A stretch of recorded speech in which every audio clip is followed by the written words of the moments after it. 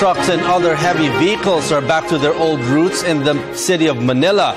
This with the implementation of the truck ban along Roxas Boulevard. This report.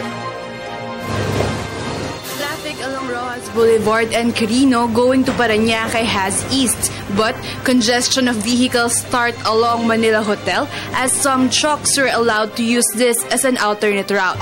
This was what greeted our team during the first day of the truck ban along Roxas Boulevard in Manila. The MMDA personnel said the implementation of the no truck policy is in time for the holidays. Effective ngayon, sir. Umpisa na yung truck ban dito. Wag na munang padaanan. Kaya lang, warning muna ngayon, sir. Some motorists were caught for not abiding by the law, reasoning out that they were unaware of the new policy. Instead of ticketing and impounding the vehicles, enforcers only reprimanded them since it is just the first day of implementation.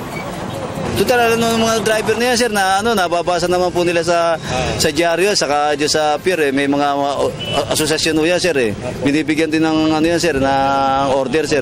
Ongoing repairs along Roxas Boulevard have also contributed to the traffic congestion. Motorists gave different perspectives on the new measure.